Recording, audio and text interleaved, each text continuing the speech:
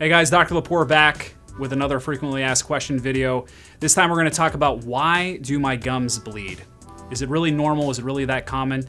We'll address that right now. So is a little blood in the sink really that big of a deal? And the answer is yes. I love this analogy. If you wash your hands every single day and you scrub them together and you looked and every time you looked they bled, you'd probably be concerned, probably go to a doctor about it.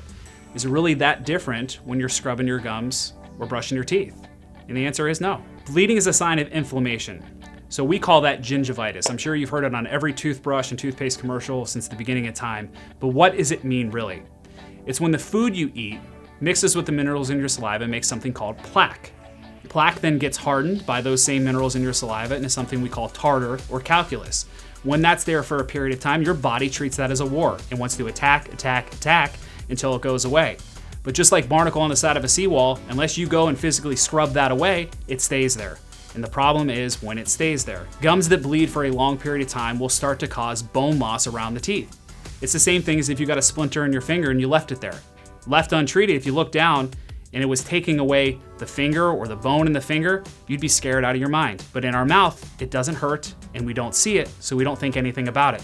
But this is the #1 cause of tooth loss, is not taking care of our gums and our teeth. It's not the cavities, it's the gums. So embarrassingly enough, I'm one of those patients that I have to get cleanings more often because I'm at a higher risk. What makes me at a higher risk is my gums notoriously have bled since I was a little boy.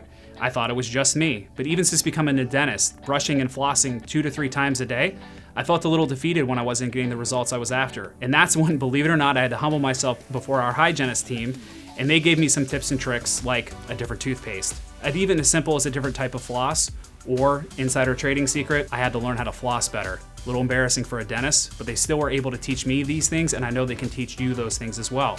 If for a long period of time, let's say you are a patient that has a history of gum disease or periodontal disease, in our office we can fabricate you a custom set of trays that are made in a laboratory that help deliver medication. So let's talk about that medication.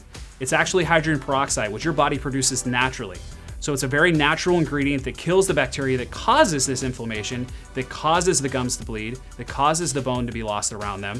And it's something that I wear for 20 minutes every day, once a day, and voila, things have been notoriously better since. So a lot of times, it's just 1 or 2 simple tricks or tips that we can give you to get you over the hump, to help take away that feeling of feeling defeated, that every time you brush or floss, there's always a little bleeding spot. We can help you, and we look forward to doing so.